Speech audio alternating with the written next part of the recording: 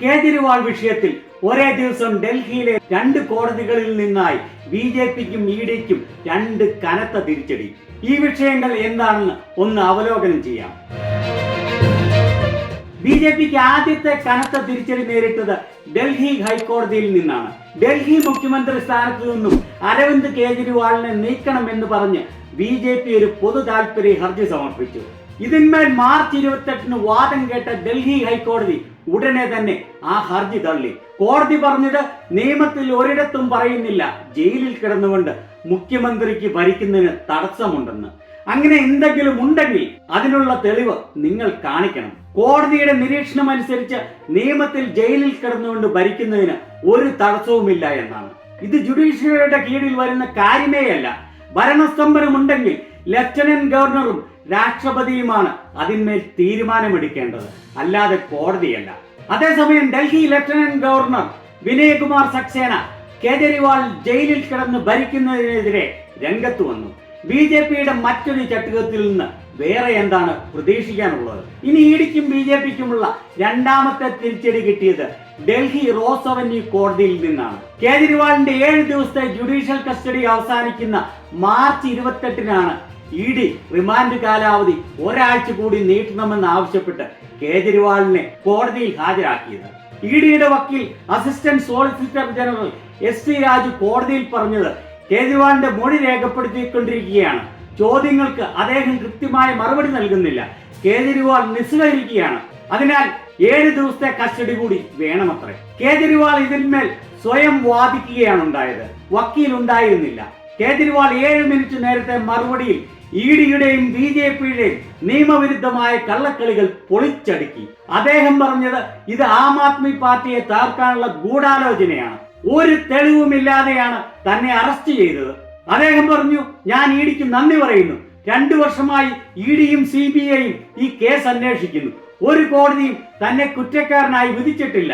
ED തന്നെ arrest ചെയ്തു. CBI 31,000 പേജുള്ള റിപ്പോർട്ടും ED 25,000 പേജുള്ള റിപ്പോർട്ടും എന്നെക്കുറിച്ച് തയ്യാറാക്കി. ഈ 2 റിപ്പോർട്ടുകളും കൂട്ടി വായിച്ചാൽ പോലും എവിടെയും ഞാൻ കുറ്റം ചെയ്തു എന്നതിന് ഒരു തെളിവുമില്ല. 4 ഇടത്താണ് എന്റെ പേര് ഈ റിപ്പോർട്ടിൽ പരാമർശിച്ചിട്ടുള്ളത്. അതിലൊന്നും കൈക്കൂലി മേടിച്ചതായുള്ള പരാമർശം പോലുമില്ല. ഇത് ഒരു മുഖ്യമന്ത്രിയെ അറസ്റ്റ് ചെയ്യാൻ പര്യാപ്തമാണ്. ആൾക്കാരെ ഇതിൽ കള്ളസാക്ഷികളാക്കുകയും അവരെ ഭീഷണിപ്പെടുത്തി തനിക്കെതിരെ മൊഴി നൽകാൻ ശ്രമിക്കുകയുമാണ് ED ചെയ്യുന്നത്. 7 മൊഴികളിൽ 6-ലും എന്റെ പേര് ഇല്ലായിരുന്നു. എന്റെ പേരുള്ള 7ാമത്തെ മൊഴി വന്നപ്പോൾ അയാളെ വെറുതെ വിട്ടു. അതുപോലെ 100 കോടിയുടെ ഈ സ്കാമിനെ കുറിച്ച് കേജ്രിവാൾ ചോദിച്ചത് ഇത് 100 കോടിയുടെ അഴിമതിയാണെങ്കിൽ ആ 100 കോടി എവിടെ പോയി? ശരിക്കുമുള്ള സ്കാം നടന്നത് EDയുടെ അന്വേഷണം തുടങ്ങിക്കഴിഞ്ഞപ്പോഴാണ്. EDക്ക് 2 ലക്ഷ്യങ്ങളാണ് ഉള്ളത്. 1, ആം ആദ്മി പാർട്ടിയെ നശിപ്പിക്കുക. 2, ഈ കേസന്വേഷണത്തിന്റെ മറവിൽ കോടികളുടെ പിടിച്ചുപറി റാക്കറ്റ് നടത്തിപ്പോവുക. മദ്യ അഴിമതി കേസിലെ പ്രധാന കക്ഷിയായ ശരത് റെഡ്ഡിയുടെ 55 കോടിയുടെ ഇലക്ട്രൽ ബോണ്ടിനെ കുറിച്ച് കേജ്രിവാൾ പറഞ്ഞപ്പോൾ EDയുടെ നാവടങ്ങിപ്പോയി. കേജ്രിവാൾ പറഞ്ഞത് ശരത് റെഡ്ഡി ഈ ഇലക്ട്രൽ ബോണ്ട് ഡൊണേഷൻ നടത്തിയത് BJPക്കാണ്. ED ഒരു പിടിച്ചുപറി റാക്കറ്റാണ് നടത്തുന്നത്. അന്വേഷണം ആരംഭിച്ചു. റെഡ്ഡി BJPക്ക് 50 കോടി കൊടുത്തു. ഇതിന് വ്യക്തമായ തെളിവുണ്ട്.